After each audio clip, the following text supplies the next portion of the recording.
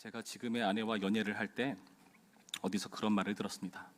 데이트 중에 앨범을 준비해 가라.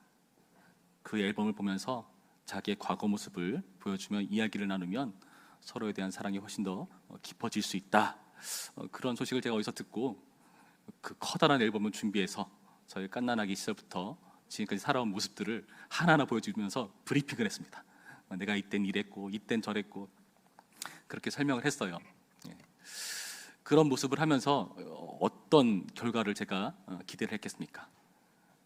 아내가 저를 더 잘 이해하고 사실 만나다 보면은 처음에는 첫 인상과 외모가 많이 좌우를 하지만 만날수록 그게 다가 아니잖아요.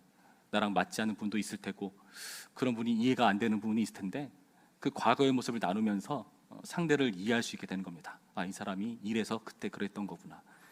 나는 이 문제를 그렇게 중요하게 생각하지 않는데 이 사람은 그 문제가 중요할 수밖에 없는 그런 삶을 살아왔구나. 그런 과정들이 이해가 되면서 서로 더 잘 지낼 수가 있게 되는 거죠. 그래서 어떤 사람의 과거를 이해하면 현재의 모습을 이해할 수가 있고 뿐만 아니라 미래의 모습까지도 우리가 준비하며 모색하며 나아갈 수 있는 그런 긍정적인 역할을 한다는 것을 우리 모두는 잘 알고 있습니다. 이런 의도에서 제가 우리 중고등부 아이들에게 여름 수련회 주제를 내가 속한 교회라는 주제로 정하게 되었습니다. 요즘 아이들이 교회에 대한 정체성, 교회로서 정체성을 많이 갖지 않고 내가 가장 중요하잖아요, 아이들에게.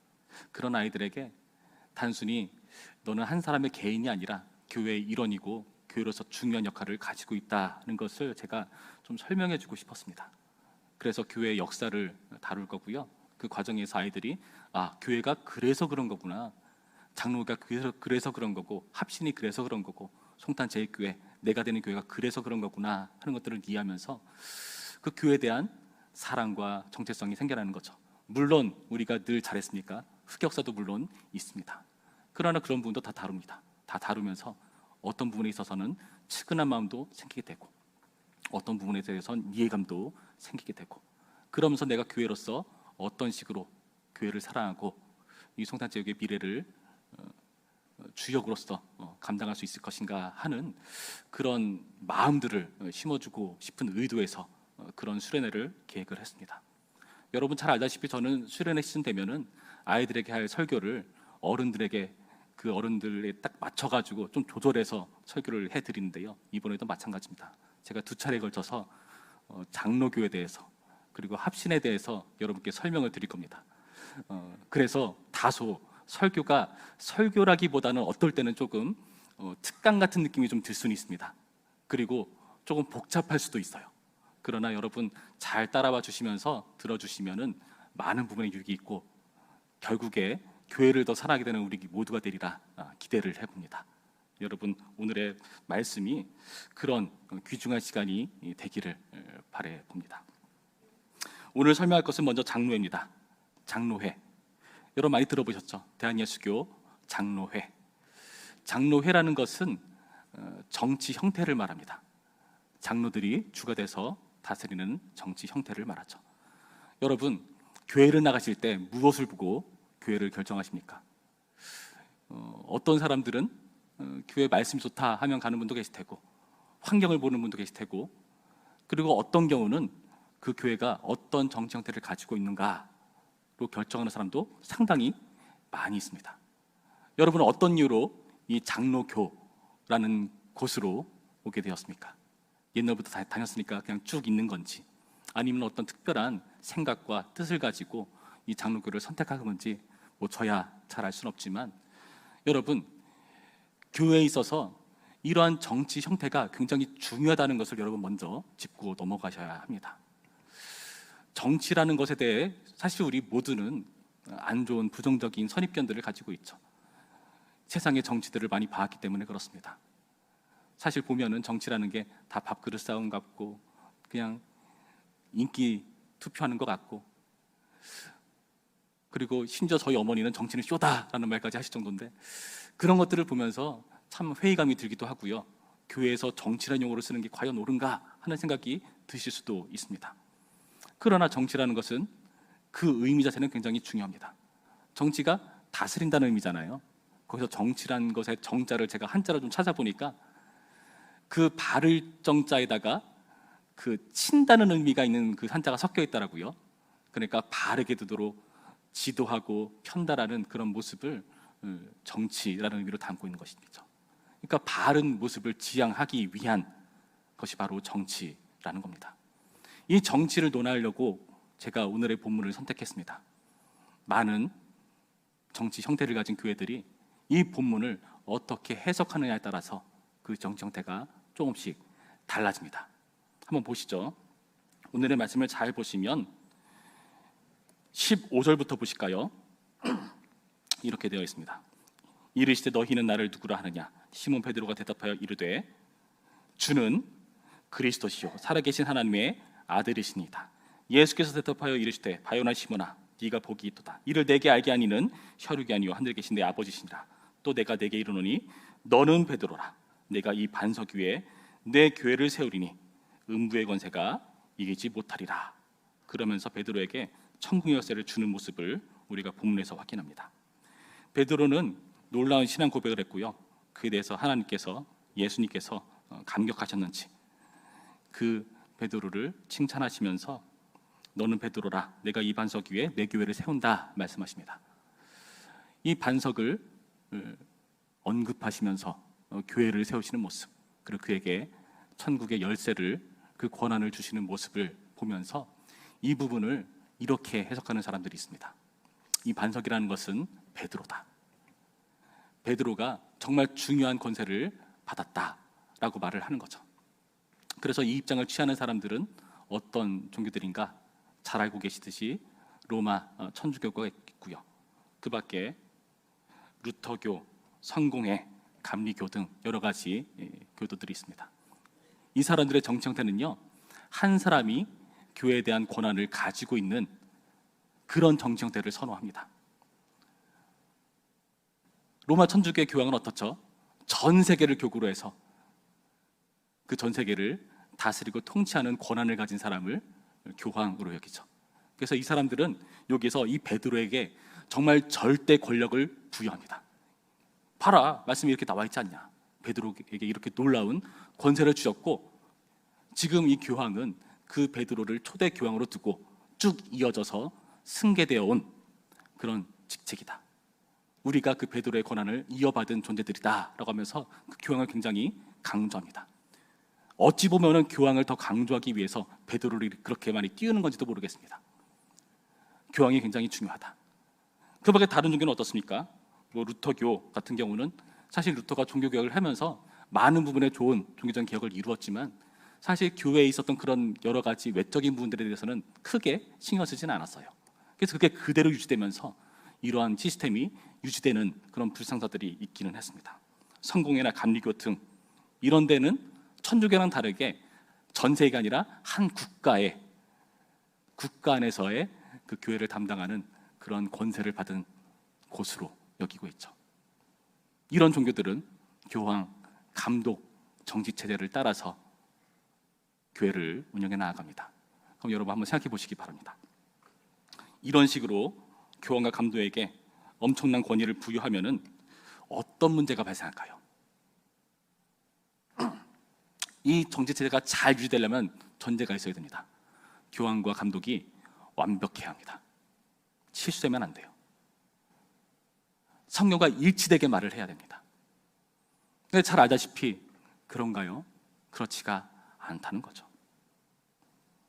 이들 가운데는요, 교황들이 계속해서 역대적으로 이렇게 바뀌어오는 과정을 보면은 교황의 말이 그때그때 달라지는 경우들을 많이 봅니다. 그리고 그 안에는 교황의 권위를 주다 보니까 어떤 상하관계, 계급 구조가 있게 되었어요. 평신도와 성직자를 구분하면서 성직자들은 대단한 사람, 우리의 죄를 사해 줄 수도 있고 죄를 사면해 줄 수도 있는 사람, 우리를 대신해서 제사를 집도해 줄 수 있는 사람, 그런 식으로 아주 특별한 존재로 여기기 시작했습니다. 그런데 알다시피 이들은요, 문제들이 있죠. 교황이 오류가 없지 않습니다. 말을 바꾼 적이 한두 번이 아닙니다. 그런 식으로 교회를 이끌어 오는 불상사들을 봅니다. 여러분, 그렇게 되면은 교회가 잘 유지되고 연합할 수가 있을까요? 연합되는 것처럼 보일 수는 있습니다. 그러나 그건 연합이 아니라 지배죠. 한 사람이 교회를 좌지우지하는 지배라는 것을 우린 지울 수가 없다는 것입니다. 그래서 이런 교황 감독 정치에 대해서 반발하듯이 나온 정치 제도가 있습니다.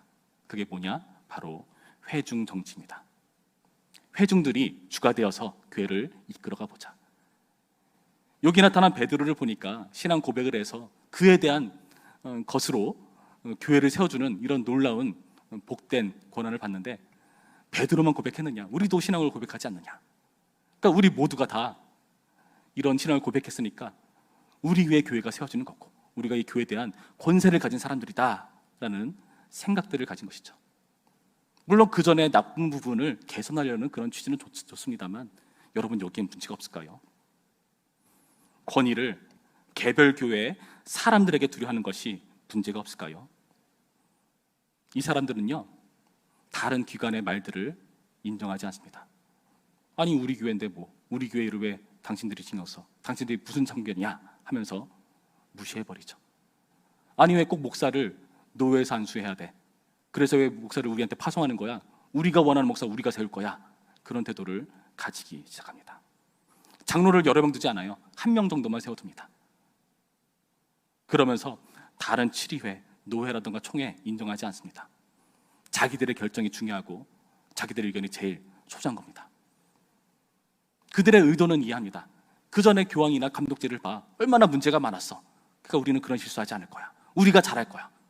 또 여러분, 의미 들지 않습니까? 만약에 그런 개교회 하나하나가 그런 마인드를 가져서 교회를 이끌어 가다가 그 교회가 실수해서 잘못 나가면 그 교회는 누가 책임집니까? 누가 그 교회에 대해서 견제를 할 수가 있습니까? 교회가 연합이 될까요? 연합될 수가 없습니다. 교회들이 다 다른 소리를 하겠죠. 한 명의 교황을 싫어했는데 그 교회 하나하나마다 한 사람의 교황이 생겨나겠죠. 문제가 생긴다는 겁니다. 계급 구조가 없긴 하지만, 성직자와 평신도의 구분이 없긴 하지만 너무나 위험할 수가 있습니다. 각자 자기가 원하는 대로 성경을 해석하고 제시하고 그대로 교회를 이끌어가려 하다가는 큰 문제가 발생할 수가 있다는 것입니다. 여러분, 제가 말씀드렸던 교황 감독 정치나 회중 정치에 어떤 문제가 있습니까? 공통점이 뭐죠? 교회를 좌지우지하는 게 바로 사람이라는 데 문제가 있습니다. 사람이 좌지우지하는 게 문제라는 거죠. 베드로를 강조하는 이유는 결국 교황의 권위를 세우기 위한 것이었고, 그것을 모두 무시하자라는 쪽은 결국 자기를 드러내기 위한 것의 수단에 불과했습니다. 모두 인간이 좌우하는 교회가 돼버리고 맙니다. 그러나 오늘 우리가 읽은 본문에서는 예수님께서 무엇이라고 말씀하십니까? 예수님께서 사람을 강조하십니까? 절대 그렇지가 않죠. 17절 말씀 다시 한번 볼까요? 베드로가 이런 놀라운 신앙 고백을 하니까 뭐라고 말합니까? 예수께서 대답하여 이르시되, 바요나 시모나, 요나의 아들이란 뜻입니다. 네가 복이 있도다. 이를 내게 알게 하니는 혈육이 아니요 하늘에 계신데 아버지시니라. 무슨 말이죠? 이런 신앙 고백을 놀랍게 할 수 있었던 이유가 요나의 아들 혈육인 네가 잘나서 하는 고백이 아니다. 이걸 알게 한 존재는 인간으로서 나오는 고백이 아니다. 하늘에 계신데 아버지께서 이 고백을 하게 하신 것이다. 이 신앙 고백을 하게 만든 주체가 하나님이시라는 것을 강조하고 있다는 겁니다. 혈육이 아니에요. 베드로가 아닙니다. 이런 놀라운 고백을 만드는 하나님께서 주체가 되시고요. 18절 보실까요? 또 내가 내게 이르노니 너는 베드로라. 내가 이 반석 위에 내 교회를 세우리니. 베드로의 교회 아닙니다. 내가 이 반석 위에 내 교회를 세우겠다. 베드로라는 뜻은 반석이라는 뜻이죠. 게바, 반석이라는 뜻입니다. 또 좀 복잡하게 얘기한다면은 그 헬라어의 어떠한 그 문법적인 부분들을 끌어오면서 여기 나오는 베드로랑 반석은 막 다르다라고 말하는 사람도 있고요. 그렇지 않다. 아람어기 때문에 같은 의미다라고 말하는 사람도 있고 되게 의견이 분분합니다. 근데 중요한 건 뭐다? 베드로가 중요한 게 아니라 그런 반석 위에 내 교회를 내가 세운다라고 예수님께서 말씀하고 계시다는 거죠. 그렇다면은 교회를 좌우하는 것은 인간이 아니라 누가 주체가 되어야 되는 것을 우리에게 밝혀주고 있습니까? 하나님께서, 예수님께서 주체가 되어서 이 교회를 다스리셔야 된다. 하나님께 주셔서 하게 한 이 놀라운 신앙 고백의 내용은 무엇이죠? 우리 한 목소리로 읽어볼까요? 16절 말씀 우리 한 목소리로 다시 한번 읽어보겠습니다. 16절 시작. 시몬 베드로가 대답하여 이르되 주는 그리스도시요 살아계신 하나님의 아들이시니이다. 신앙을 고백한 사람들, 베드로나 다른 이 동일한 고백을 하는 회중이 중요한 게 아니라 이 고백의 내용 자체가 너무나 중요합니다. 이 고백 자체가 무엇을 인정하는 행동이죠? 주는 그리스도시요. 그리스도는 구약에서 메시아를 의미하죠. 메시아는 뭐죠? 기름 부음 받은 자를 말합니다. 왜 기름을 붓습니까? 하나님의 특별한 거룩한 사역을 위해서 따로 구분해서 거룩하게 떼어내어서 임무를 맡기는, 부여하는 인물을 바로 그리스도 메시아라고 합니다. 하나님의 백성을 위해서, 그들을 섬기고 세우기 위해서 하나님께서 특별히 구별해서 세운 사람, 그 존재를 메시아, 그리스도라고 하는 겁니다. 살아계신 하나님의 아들, 무슨 뜻입니까? 하나님의 아들이니까 여기서 어떤 의미냐 하면은, 아들은 어떤 존재죠? 구약에서 아들은요 아버지를 빼닮은 존재죠. 하나님의 형상과 모양대로 지음받은 존재를 아들이라고 하는 겁니다. 그래서 어떤 역할을 합니까? 아버지를 그대로 빼닮았으니까 아버지의 일을 아들이 그대로 이어나가는 겁니다. 사람들이 그 아들을 보면 아버지를 볼 수 있게 되는 것이 아들의 역할입니다. 하나님을 대신해서 통치하려면 어떻게 해야 될까요? 하나님처럼 살아야죠. 구약에서 많은 왕들이 어떤 역할을 받습니까? 시편 2편을 보면은 이스라엘의 왕을 멋지게 묘사하면서 너는 내 아들이라 오늘 내가 너를 낳았도다 라고 말을 하죠. 사무엘서를 보시면 거기서 다윗과 언약을 체결하신 하나님의 모습을 보여줍니다. 그러면서 그 다윗의 아들에게는 어떻게 하나님께서 역사하시는가? 나는 너의 아버지, 너는 내 아들, 이렇게 말씀을 하십니다. 왕에게 아들이라는 이름을 주십니다. 그러면서 그와 영원히 함께 하시고 이끌어 가시는 하나님으로 자신을 제시하시죠. 그렇다면 이 그리스도 아들은 어떤 역할을 하는 사람입니까? 하나님의 뜻을 그대로 받들어 이 땅을 하나님의 뜻대로 운영하고 통치하는 존재를 바로 염두에 두고 있는 편입니다. 베드로가 한 고백이죠. 주는 그리스도시요 살아계신 하나님의 아들이십니다. 무슨 뜻입니까? 예수님, 당신께서 우리의 왕이십니다. 당신께서 우리를 하나님의 뜻에 맞춰 이끌어 가시고 통치하시는 유일한 존재십니다 라는 고백입니다. 이 고백이 중요합니다. 이 고백을 하는 사람 위에 반석이 세워진 것, 이걸 반석 삼아서 교회가 세워지는 것 같지만 정말 그 반석의 가장 중심이 되는, 가장 중요한 것은 이 고백의 내용 자체라는 것을 여러분 잊지 마시기 바랍니다. 그러면서 베드로에게 권한을 주시긴 하시죠. 내가 천국 열쇠를 너에게 주겠다. 네, 여러분 잘 생각해 보시기 바랍니다. 베드로가 권세와 권한을 받은 건 맞습니다. 그런데요, 베드로 한 사람에게 절대적인 권위를 부여한 건 아닙니다. 왜일까요? 15절 말씀 볼까요? 이르시되 너희는 나를 누구라 하느냐? 라고 제자들 전체에게 물어보고 있는 질문입니다. 그에 대해서 베드로가 대답을 하는 거죠. 무슨 뜻일까요? 제자들을 대표해서 지금 이 대답을 하고 있다는 겁니다. 내가 천국 열쇠를 내게 주리니 라고 했으니까 베드로가 이런 권한을 받았잖아요. 물론 그렇게 보일 수 있습니다. 베드로가 권한을 받은 거 맞습니다. 그런데요, 18장 말씀을 볼까요? 18장 말씀을 보시면 예수님께서 한 영혼의 소중함을 말씀하시면서 그 영혼을 얻기 위해서 정말 수많은 노력을 기울여야 된다 말씀하시면서, 만약에 형제가 죄를 범하면 찾아가서 그 죄에 대해서 지적하고 권고해라. 그래서 형제를 얻어야 된다. 안 들으면 두세 사람이 가라. 그래도 안 들으면 교회 이름으로 가라 라고 하시면서 이렇게 말씀하시죠. 마태복음 18장 18절 진실로 너에게 이르노니 무엇이든지 너희가 땅에서 매면 하늘에서도 매일 것이요 무엇이든지 땅에서 풀면 하늘에서도 풀리리라. 이 말씀을 하시면서 교회에 권위를 주시는 말씀입니다. 그런데요, 여기 나타나는 이 말씀을 이 당시엔 누구에게 하고 계신지 아십니까? 18장 1절에 나와 있죠. 제자들에게 대상으로 하고 있는 말씀이라는 겁니다.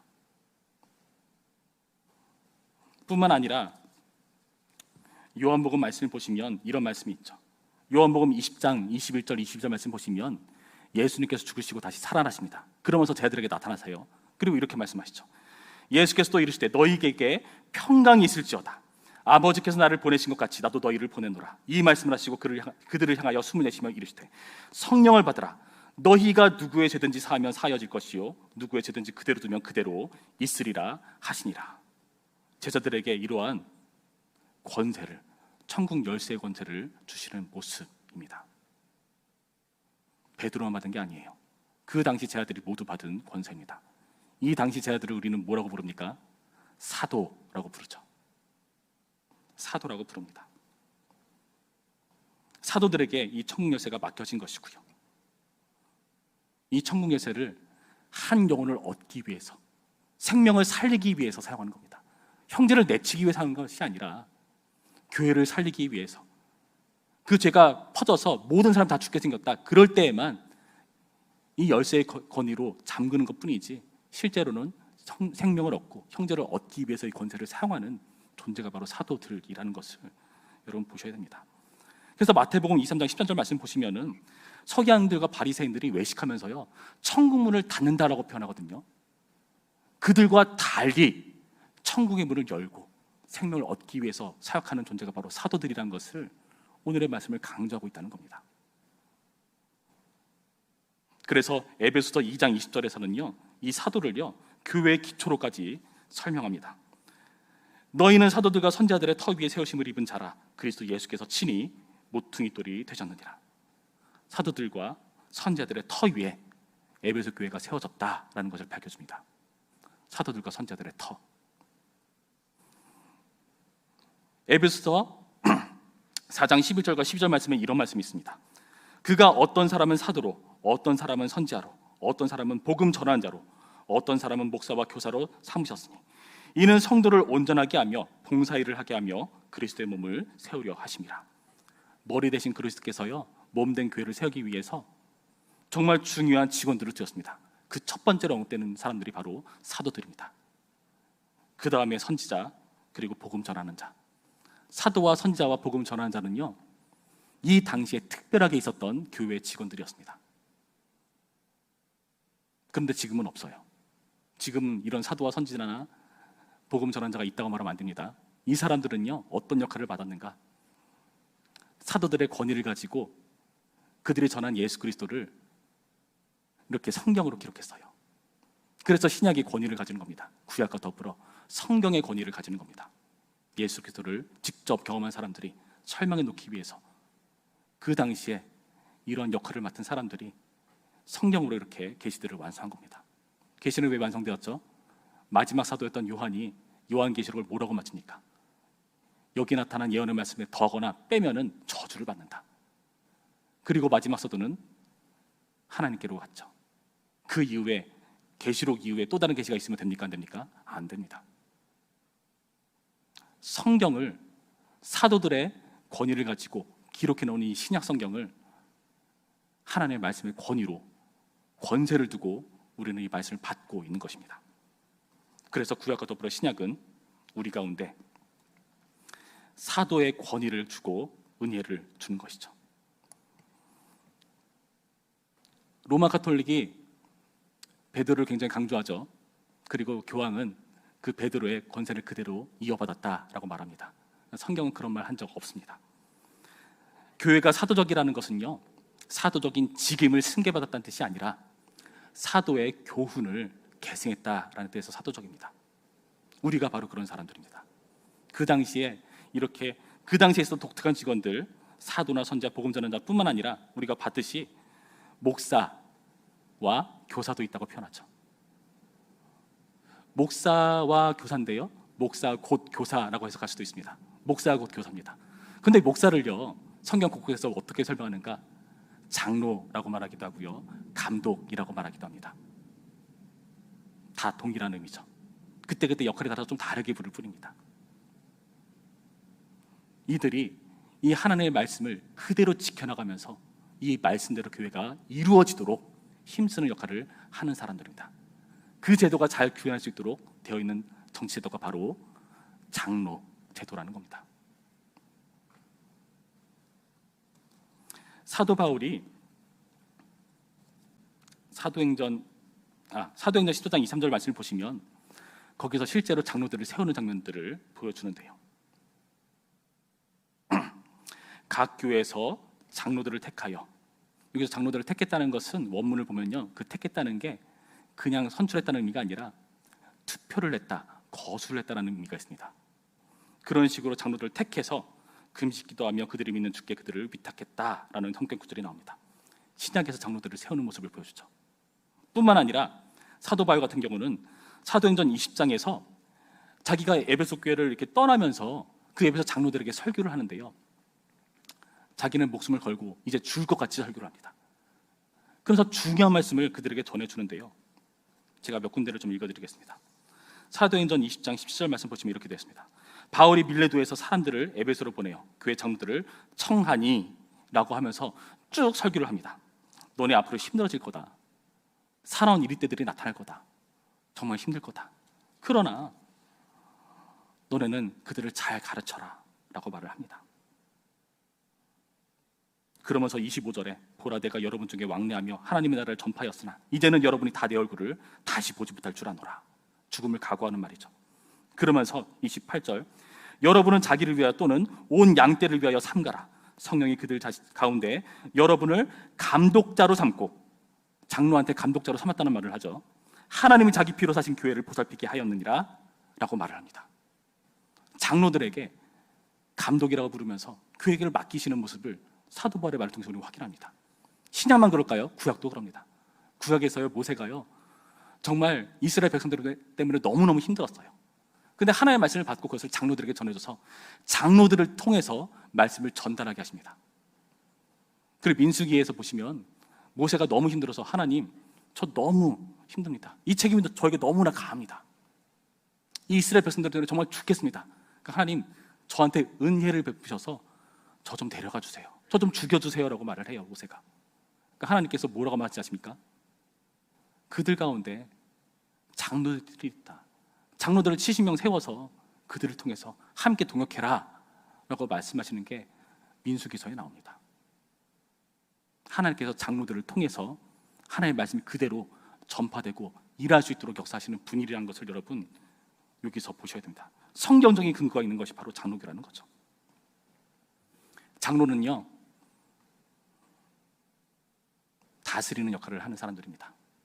그 장로 가운데 특별히 가르치는 역할을 더하는 사람을 바로 목사님이라고 부릅니다.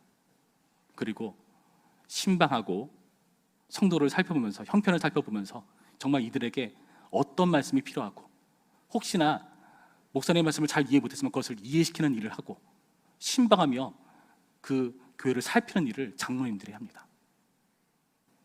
그리고 그 뜻을 받들어 가지고 교회 안에서 집사들이 있죠.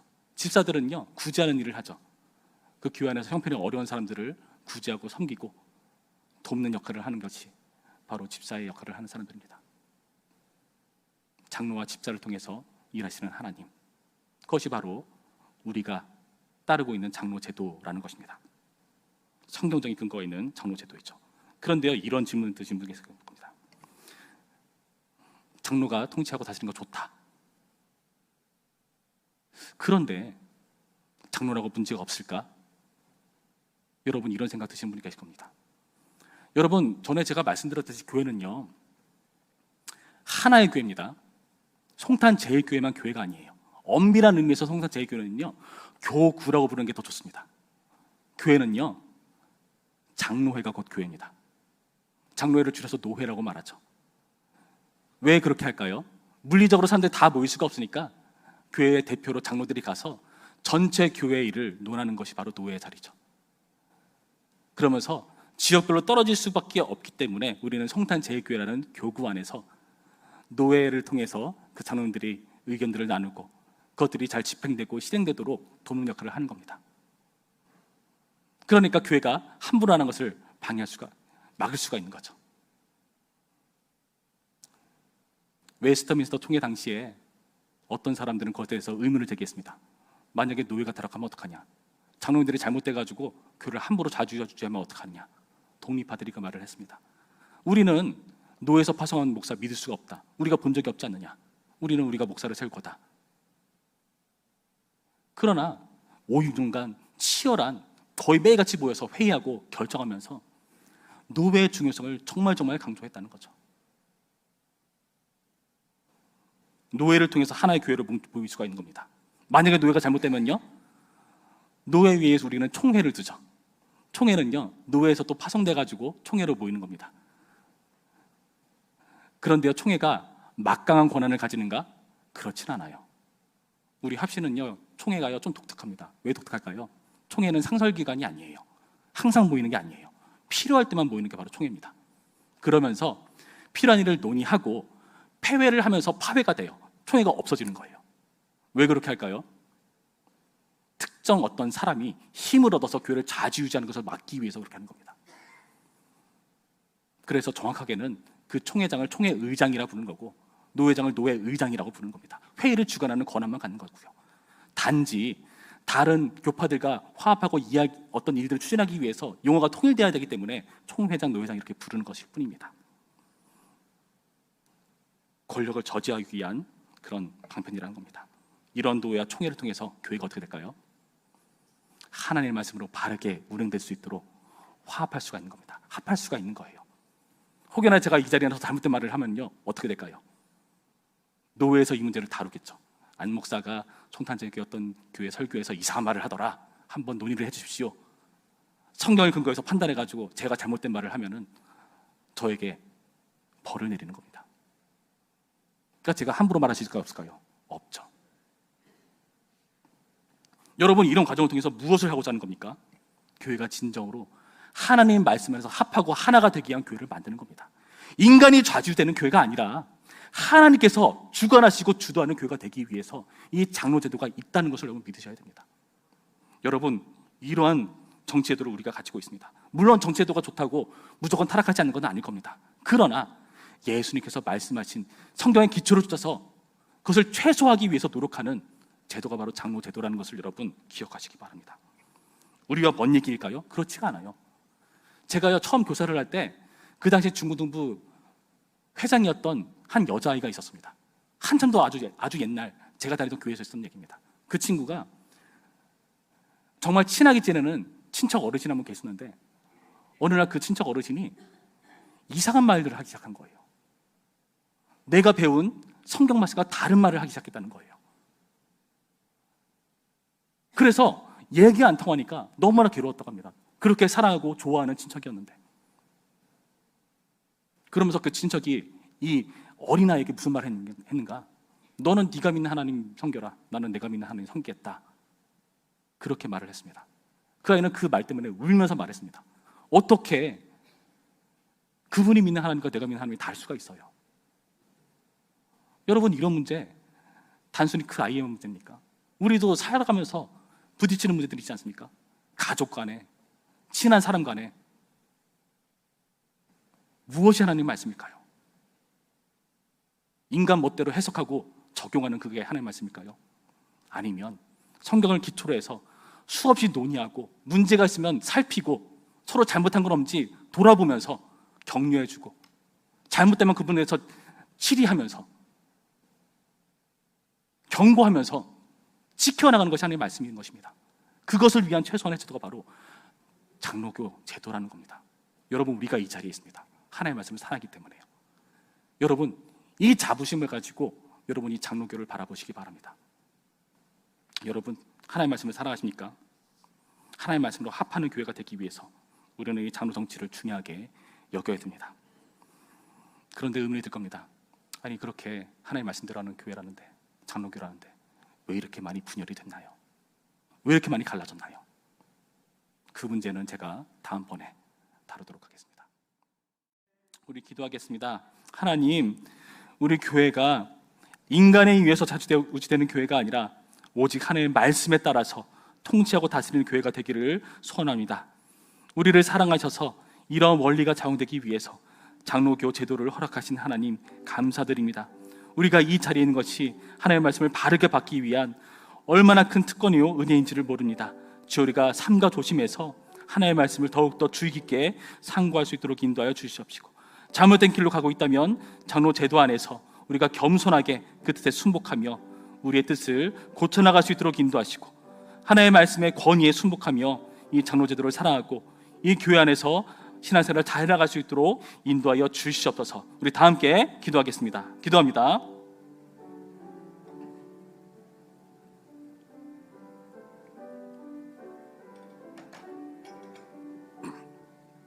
좋으신 하나님 감사드립니다. 주님, 사실 우리가 장로교를 선택한 것이 아니라 주님의 은혜로 장로교 안에 있게 하셨습니다.